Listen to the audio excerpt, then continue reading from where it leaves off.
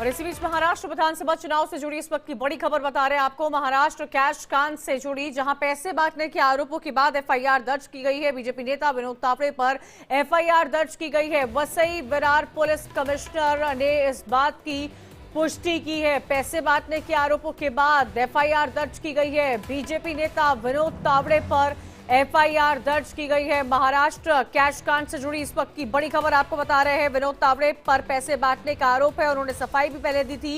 उन्होंने कहा था कि उनके खिलाफ साजिश है।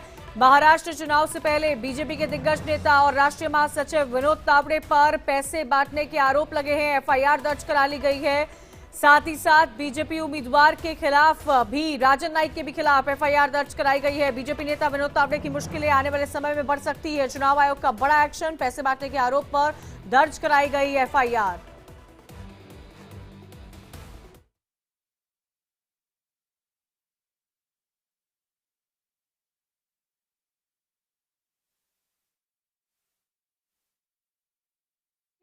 बैग के साथ पकड़े जाने की खबर थी और इसी को लेकर नाला सुपारा से एक खबर आई थी, जहां पर पैसे बांटने का आरोप लगा था। महाराष्ट्र चुनाव कल होने हैं। कल महाराष्ट्र की जनता अपने मत का इस्तेमाल करेगी, लेकिन उससे पहले भारतीय जनता पार्टी के दिग्गज नेता और राष्ट्रीय महासचिव विनोद तावड़े को बड़ा झटका लगा है।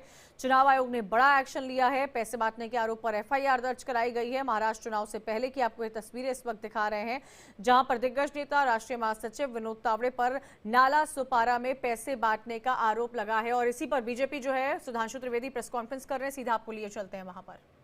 तो उसका कहीं कोई विजुअल इंपैक्ट दिखना चाहिए, वो दिखाएं, हवा में आरोप मत लगाएं। हां, वैसे ये हो सकता है कि ये कांग्रेस पार्टी और महाविकास अघाड़ी उन नेताओं में जिनके 350 करोड़ घर में से निकलते थे, और उसके बाद जो काउंट करने वाली मशीनें थी वो हीटअप हो जाया करती थीं। अब 350 करोड़ जिसके घर में इधर उधर पड़े रहते, उसे 5 करोड़ लगता होगा कि चिल्लर टाइप हैं, कहीं इधर उधर पड़े होंगे, दिखाई नहीं पड़े होंगे। महोदय, मगर मैं देश की आम जनता की तरफ से बोलना चाहता हूं कि इतनी बड़ी धनराशि का आप हवा में आरोप नहीं लगा सकते। आपको साफ बताना होगा कि वो कहां था। इसलिए पहला आरोप यह निरर्थक है। दूसरी बात, उस बैठक में पार्टी के कार्यकर्ता मौजूद थे, कोई बाहरी व्यक्ति मौजूद नहीं था।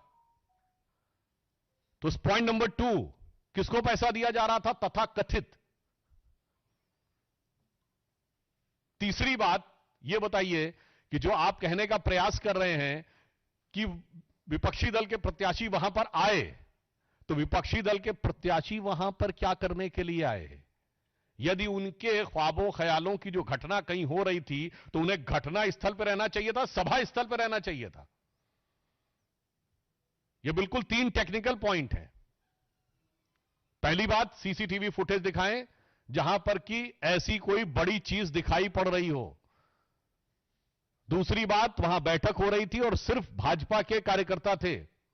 और तीसरी बात, यदि वो इस प्रकार का आरोप लगाते हैं, तो वो जो आपका आरोप वाली घटना है उस जगह पे, स्थल पे होना चाहिए कि सभा स्थल पे होना चाहिए। तीनों बातें साफ दिखा रहा है कि अपनी पराजय को अवश्यंभावी जानकर अब खिसियाहट और बौखलाहट में, यानी इसे कहा जाए कि हताशा और निराशा में, महाविकास अघाड़ी विक्षिप्तता की सीमा तक पहुंच गई है।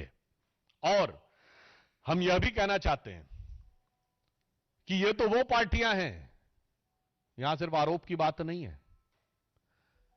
भारत के इतिहास में एकमात्र उदाहरण जहां पर सुप्रीम कोर्ट में यह साबित हो चुका कि पैसा लेकर सरकार बचाई गई, वोट फॉर कैश। मैं देश की जनता को याद दिलाना चाहता हूं, एकमात्र केस है भारत के इतिहास का 1994 का झारखंड मुक्ति मोर्चा रिश्वत कांड, जिसमें सुप्रीम कोर्ट में यह साबित हो गया कि झारखंड मुक्ति मोर्चा के सांसदों ने पैसा लेकर तत्कालीन कांग्रेस सरकार को बचाया। परंतु संसद में वोटिंग को न्यायिक समीक्षा का विषय नहीं बनाया जा सकता है, इसलिए उन पे कार्रवाई नहीं हुई। और आपको ध्यान हो, इसी वर्ष सुप्रीम कोर्ट ने अपने उस जजमेंट को रिव्यू किया है, यानी अब कोई पैसा लेकर वोट देकर बच नहीं सकता। तो हम यह कहना चाह रहे हैं, आप तो साहब सर्टिफाइड बाय सुप्रीम कोर्ट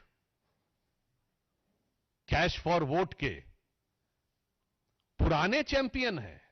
आज के नहीं, 30 साल पहले वाले हैं। और आज देखिए संयोग से झारखंड में भी चुनाव है और ये दोनों पार्टियां साथ साथ हैं।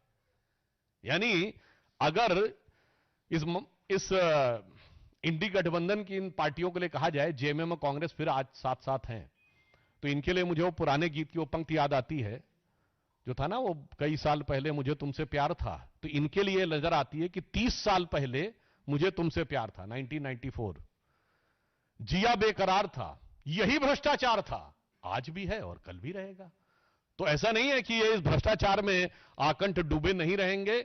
इसलिए मैं इस बात को बहुत गंभीरता से लेना चाहता हूं कि चुनावों को प्रभावित करने के लिए, भ्रमित करने के लिए इस प्रकार की जो हरकतें महाविकास अघाड़ी कर रही है, पहले तो इनमें आपस में ही प्रतिस्पर्धा थी, आपस में प्रतिद्वंदता थी, और अब ये महाराष्ट्र और देश की जनता को भ्रम में डालने का जो यह प्रयास कर रहे हैं, देश की और महाराष्ट्र की विवेकपूर्ण जनता इसे भली भांति समझती है।